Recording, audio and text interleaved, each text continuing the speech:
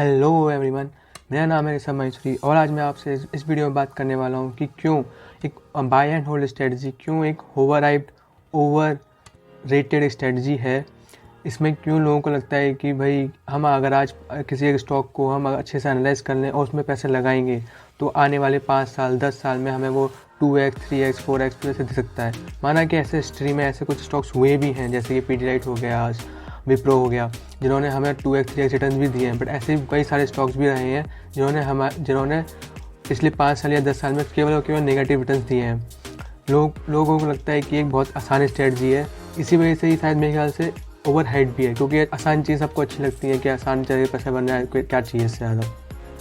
हमें ज़्यादातर लोग बस यही दिखा देते हैं कि देखो विप्रो ने कैसे हमारा पैसा 2x 3x कर दिया, कैसे इन्फोसिस में हमारा पैसा 2x 3x हो गया just because of buy and hold strategy. बस एक इन्वेस्टर को एक बार पैसा लगा देना है और उसके बाद पेशेंस के साथ वो स्टॉक को देखते रहना है।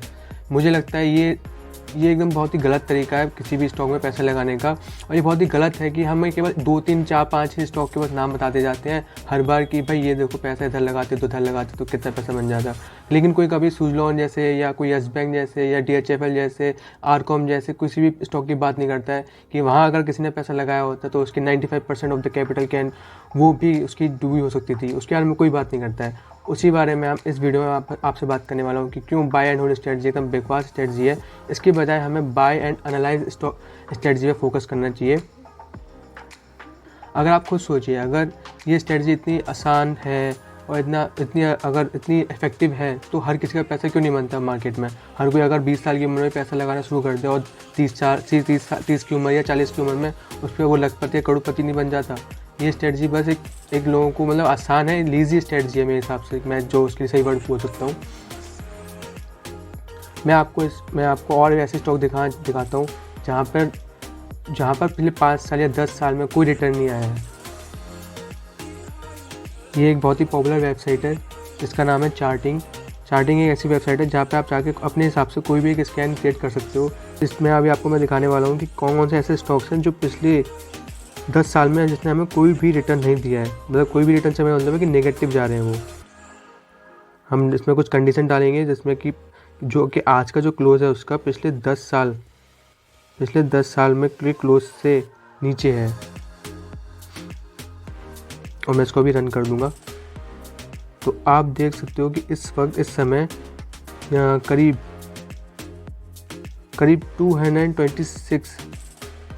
करीब 226 ऐसे स्टॉक्स हैं जिनमें अभी तक केवल इन्वेस्टर को केवल नेगेटिव ही रिटर्न मिला है।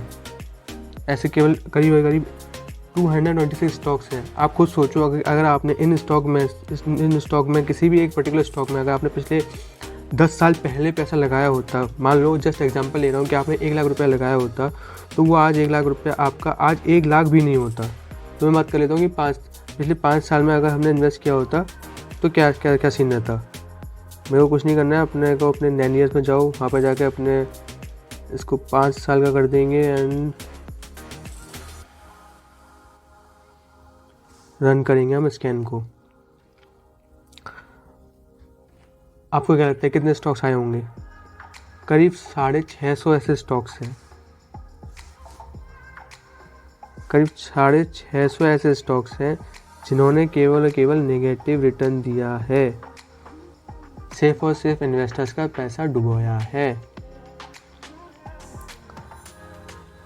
मैं आपको इनके चार्ट्स भी दिखाता हूँ, तो आपको मालूम पड़ेगा कि कितना पैसा डूबा है लोगों का।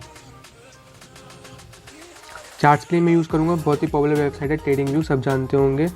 मैंने इस वक्त इसमें जो कंडीशन डाली हुई है वो है 12 महीने का, क्योंकि हम बहुत ओवर में पीरियड देख रहे हैं ना, 10 साल 5 साल की बातें कर रहे हैं, तो मैंने जो पीरियड रखा है वो 12 महीने का रखा हुआ है। तो पहला हमारा स्टॉक हम ले लेते हैं, सुजलॉन ले लेते हैं, इतना बात कर ही ली उसके बारे में। तो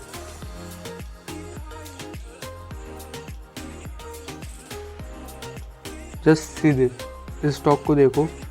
इस स्टॉक ने इस पॉइंट के बाद से, जब ये करीब 360 रुपये का था एक टाइम पर, वो स्टॉक आज केवल 9 रुपये में ट्रेड हो रहा है। आप खुद सोच सकते हो कि किसी अगर इन्वेस्टर ने यहाँ कहीं भी पैसा लगाया होता, उसको कितना बड़ा लॉस हो रखा होगा। मैं बात करता हूँ, चलो अब हम अगले स्टॉक की बात करते हैं। अगला स्टॉक हम ले लेते हैं यस बैंक, जो कि एक बहुत ही पर्टिकुलरली देखा जाए तो बहुत ही पॉपुलर बैंकिंग स्टॉक है।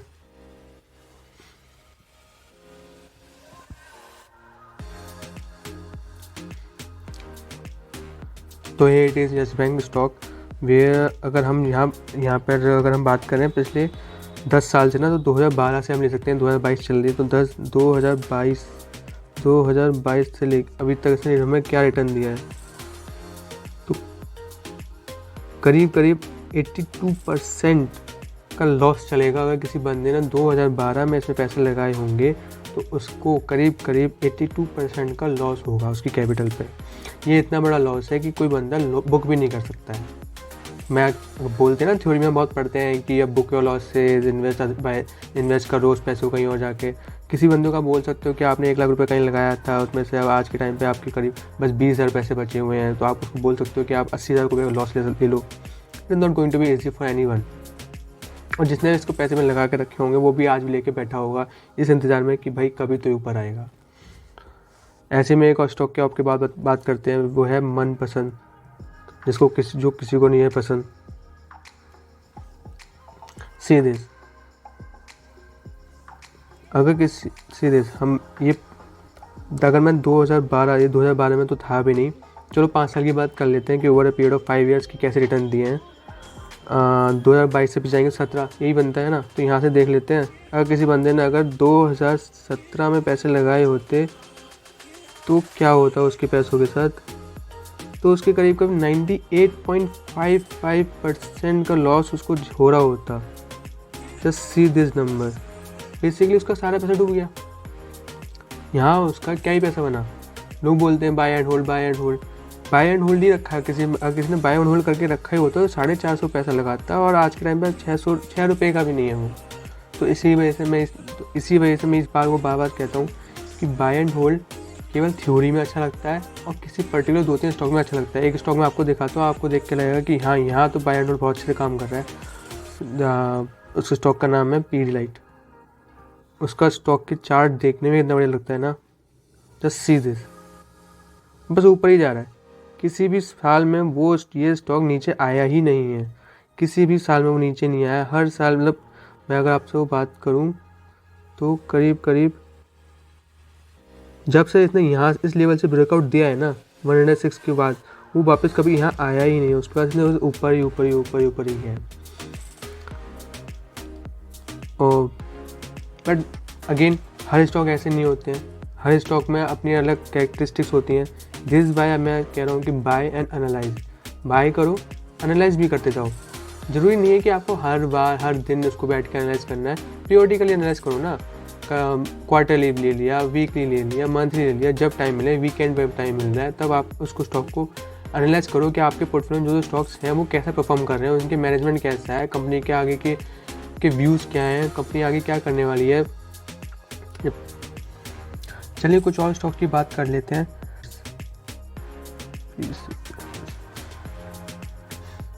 सीरीज अगेन वही सेम पैटर्न, सेम चीज़ें। एक बार टॉप बनाता है, उसके बाद बस धीरे नीचे जाता है। अभी इसमें थोड़ी सी बाइंग आने लगी है, जैसे कि इस साल इसमें थोड़ी बाइंग आई है कि जो कि अभी करीब 20 रुपये से बढ़ के 84 रुपीज़ का अराउंड हो चुका है। अगर मैं बात करूं 2022 से 2012 में ये स्टॉक था, ओके, तो 2012 में ये स्टॉक था भी, और आप इस पर रिटर्न देखोगे तो आप इसमें रिटर्न देखने की कोशिश करोगे तो ये आपको 13% रिटर्न दे रहा है over a period of 10 years. मतलब कि लगभग हर साल में 1% रिटर्न तो दिया ही है। अगर मैं इसमें बात करता हूँ पिछले 5 साल में क्या इसने रिटर्न दिया है, तो पिछले 5 साल तो 2017, ओ माय गॉड, 2017 में किसी ने इसमें पैसा लगाया होता और आज के टाइम पे कोई लेके बैठा होता तो 80% का कैपिटल उसकी उड़ चुकी होती। चलिए 1-2 एग्जांपल और ले लेते हैं जल्दी। लुपिन बहुत पॉपुलर स्टॉक है एक, लुपिन की बात कर लेते हैं। लुपिन में अगर हम देखें तो 2012, ओके, तो 2012 से देखें तो उसमें कुछ ना कुछ तो रिटर्न आया है, ऐसी बात नहीं है। तो करीब 27% रिटर्न है। आपको अगर 10 साल में देखें तो 2x तो नहीं हुआ आपका पैसा जो बैंक कर देती, बट हाँ 27% का रिटर्न तो दे ही रहा है एटलीस्ट, ठीक है। और पिछले 5 साल में देखें तो क्या होता, 2017 दिस, तो आपका थोड़ा बहुत लॉस में हो, तो यहाँ पे हमें थोड़ा बहुत लॉस दे रहा होता, करीब कभी 13% का लॉस चल रहा होता हमारा। तो ओवरऑल मैं आपको वही समझाना चाह रहा हूँ बार बार इन एग्जाम्पल्स मैंने आपको ये दिखाने की कोशिश करी है कि क्यों बाय एंड होल्ड स्ट्रेटजी एक over rated over hyped strategy है, जिसका over rated over hyped strategy है।